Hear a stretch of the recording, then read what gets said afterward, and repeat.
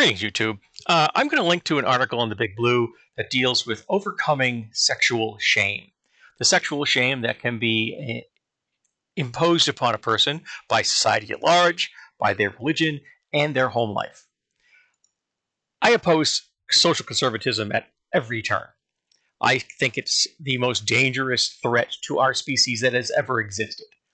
The concept that one group of people should have the authority to dictate how other people live their lives, telling them what they should and shouldn't wear, telling them where they should and shouldn't go, telling them what sexual activities are considered holy and those which they're considered profane. I think this is warped. First of all, it really bothers me a great deal that there's so many of these sexually shamed policies and ideas and concepts. The very ideology is imposed by men. It seems that men spend a lot of time thinking about the sex lives and activities of children,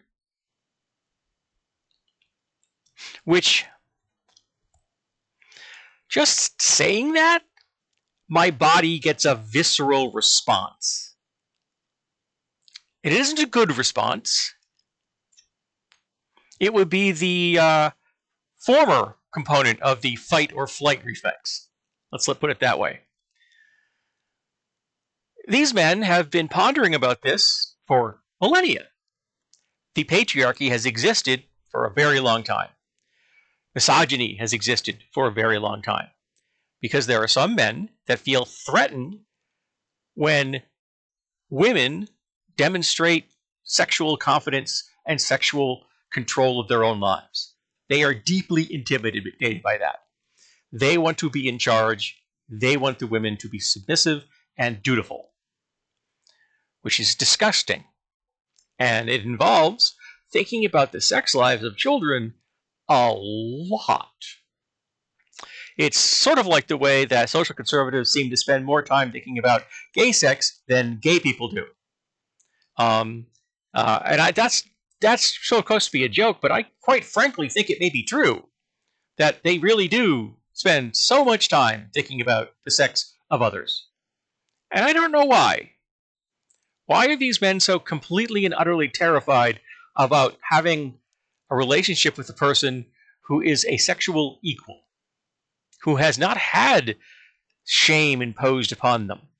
But they are, and it's terrible, because they will go to great lengths to make sure that their ideas of sex are imposed on others. And if you break those codes that they have created, the ramifications can be dire. It can be public shaming.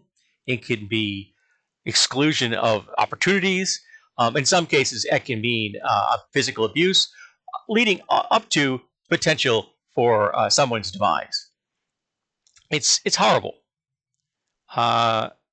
And we just kind of shrug as a human societies and cultures, and just kind of go, so it's the way it's always been, which is the most terrifying statement in any language.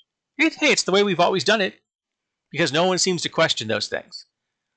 The unwritten laws are so hard to get rid of because they're not written down, because they're just passed like folklore from generation to generation, until they become embedded in the social fabric, like the foundation stones of social conservatism. So yeah, I'm completely opposed to the idea of imposing shame upon another person about how they want to conduct their sex life. And before anyone says anything, because I know someone probably is going to, I am discussing the sex lives of consenting adults. All right? I know I shouldn't have to say that, but I do. Because if I don't, there will be people typing rapidly and rabidly down in those comments about how I forgot that. But I didn't. So I guess we're going to talk about sexual shaming and how utterly and absolutely despicable it is.